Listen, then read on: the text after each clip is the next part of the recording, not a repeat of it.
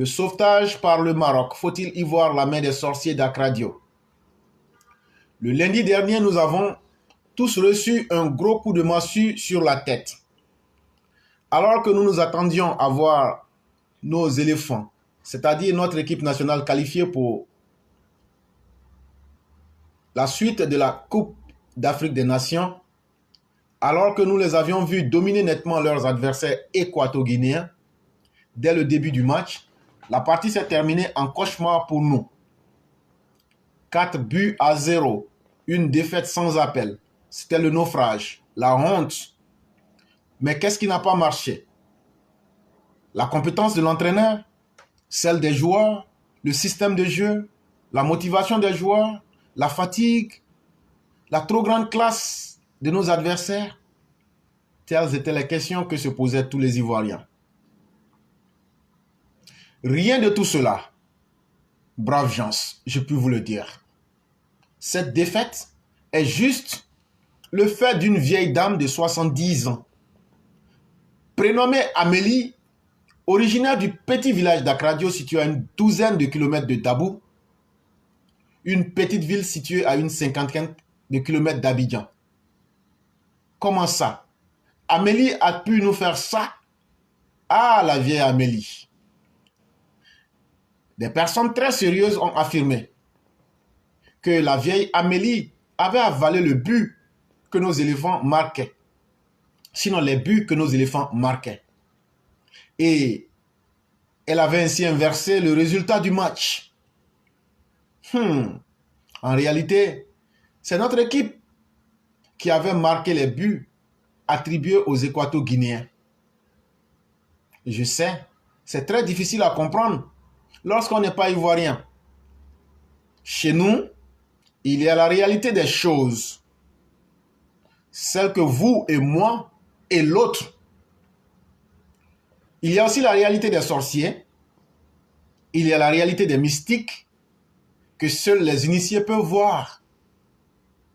Ainsi donc, pendant que les footballeurs se demandaient sur le terrain du stade Alassane Ouattara de Bimpe pour marquer des buts, une vieille femme, Amélie, assise dans son village d'Accra Diop, arrivait à stopper ou détourner les tirs des joueurs éléphants en les avalant simplement pour les empêcher d'entrer dans les buts de nos adversaires équato-guinéens. Donc, les hors-jeux et les VAR. Ne cherchez plus. C'était elle, la vieille Amélie, 70 ans. Les tirs arrêtés par les équato-guinéens, c'était elle. Les buts refusés par l'arbitre, c'était elle. Les joueurs qui se trémoussaient sur le terrain, c'était elle. Des joueurs qui manquaient de volonté, c'était elle. Des joueurs qui ne se souviennent même pas de la raison de leur présence sur le terrain, c'était encore la vieille Amélie. L'arbitre qui sifflait, c'était encore Amélie. Il n'a pas plu ce jour-là, c'était encore Amélie. Idriss Diallo, c'était elle, Amélie. Le soleil est sorti au nord ce jour-là, c'était elle, Amélie.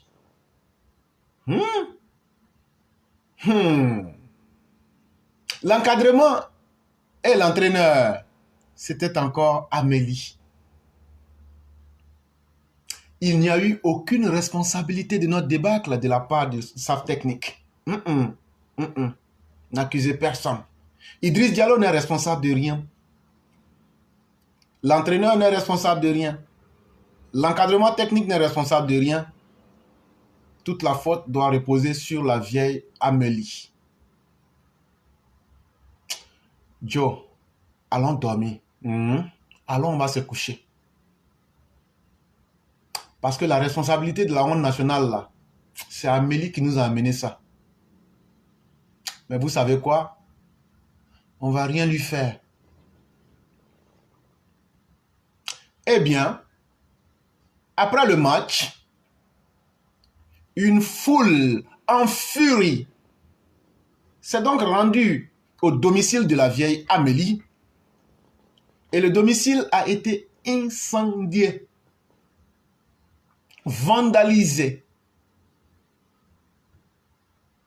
ainsi que ceux de 2 autres personnes présentées comme les commanditaires de son acte.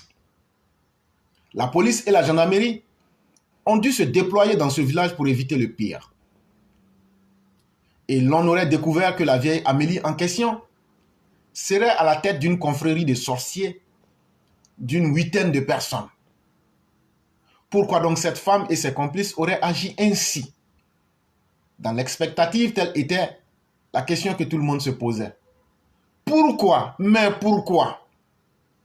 Les sorciers ont toujours des raisons que seuls les sorciers peuvent comprendre. Il faut être un sorcier pour comprendre les explications d'un sorcier. Mais de toutes les façons, il s'agirait, accrochez-vous bien, d'une affaire de jalousie entre personnalités politiques de la région.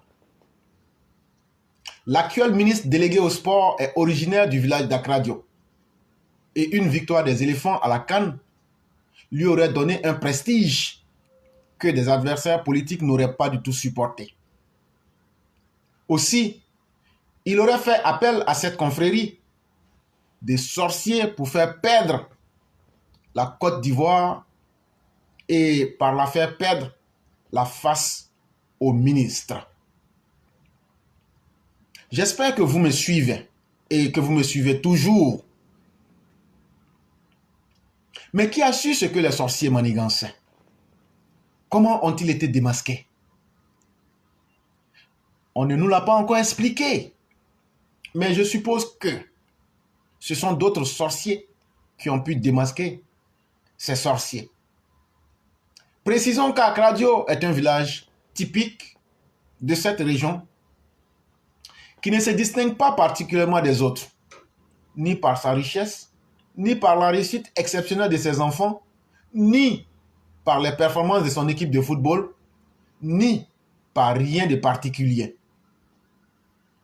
Mais on nous a tous mis dans le crâne que nous devons au talent de ces sorciers nos 2 Coupes d'Afrique, celle de 1992 et de 2015. Je ne sais pas encore pourquoi ils ne nous ont pas fait gagner les autres CAN et aussi la Coupe du Monde. Je ne sais pas non plus pourquoi leur science ne s'exerce que dans le football et avec seulement notre équipe nationale. Mais voilà, nous avons honteusement perdu le lundi dernier et nous sommes en Afrique. Il nous fallait trouver des boucs émissaires. Et comme toujours, on est allé chercher dans l'irrationnel. Il paraît que les sorciers d'Akradio ont fait amende honorable et ont promis de se racheter en faisant un miracle. Il paraît que nous avons encore des chances et que si tel pays perd devant tel autre et si pendant ce temps, tel autre bat tel autre avec tant de buts, avec nos calculatrices, nous aurons une chance de continuer la partie. Croyons-y fort, nous avons des bons sorciers. Nota bene, cette chronique publiée dans Fraternité Matin avait été écrite avant le sauvetage de nos éléphants par le Maroc. Faut-il y voir la main des sorciers d'Akradio? La question reste posée à chacun et à chacune.